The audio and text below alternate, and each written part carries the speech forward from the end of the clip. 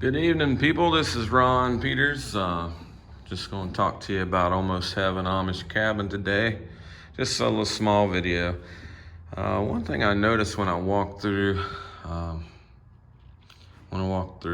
some demo houses and stuff like that were finished, I noticed people were putting their outlets under windows. And I decided when I'm doing this, is my personal preference, I was just going to put them not under windows.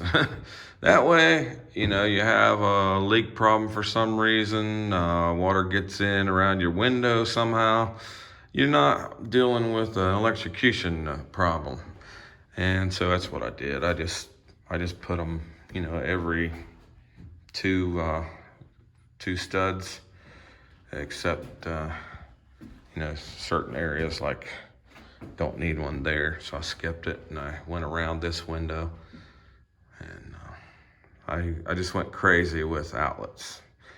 And so that's one thing I wanted to talk about today. And a lot of these sheds, they come with the cheaper windows. I know all about that. People have their preference, and I'm of one opinion. I'm like, if you have your shed insulated well, if you caulk around your windows, if you have a good heat source and a good air conditioning source, if that's what you're going to do, then why do you have to worry about windows, And also, I put all these windows in here. Some people don't like that many windows. I actually like that it's almost 8 o'clock tonight and it's not even summer yet, and I have plenty of light in this right now. And this is kitchen area and living room anyway. That's why I did it. I wanted natural lighting in the living areas. When you're going to go to sleep, you don't want that much light. And so that's why I did it. And in the future, if you want the good double pane windows, you can buy them, But the main thing is, if you want windows, get them put in. These were $75 a piece on the sheet, the estimate sheet. That's not very much to have it framed out and put a window in. And then in the future, you can pay your $250 or whatever, $275 for a good double pane window, and you can replace them one at a time, whatever you want to do. It's all about what you want, I went where I could afford it. I went where I could customize it and get mostly of what I really wanted in this shed. And that's what it's all about.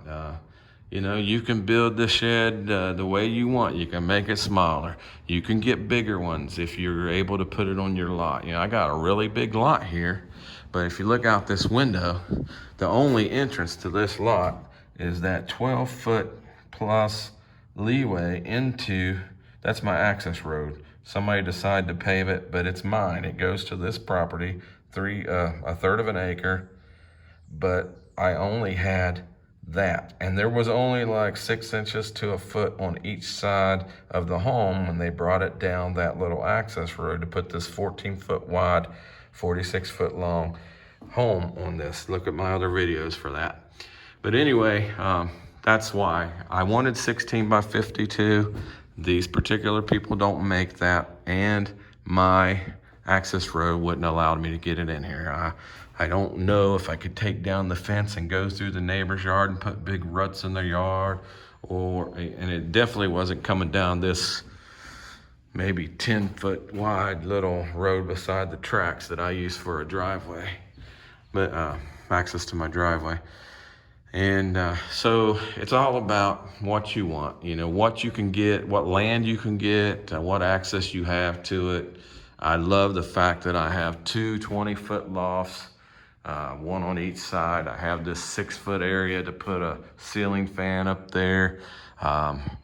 And that would be good sleep area for if the girls come over, or if the granddaughter comes over. It could be like a little play fort up there for, always liked having a loft, and we rented a house one time that had a loft for the bedroom. That was just awesome. And so it's fun. You know, these people also make little kids' houses that are like 100 and something a month. And so once I'm going to get me a 12 by 24 barn and put it over here for storage up there by that little access road, just right up there. 12 by 24 for storage and for other things. You'll find out about my other hobbies. I actually raise snakes. I actually raise rats for the snakes. And now I have some pet rats because the snakes. And the rats were too pretty to eat, too pretty to feed to my snakes. So anyway, you'll learn more about me. You'll learn more about my personal relationship with Jesus Christ and what He means to my life. You know, my priorities are God, family, and country. And that's the way it should be.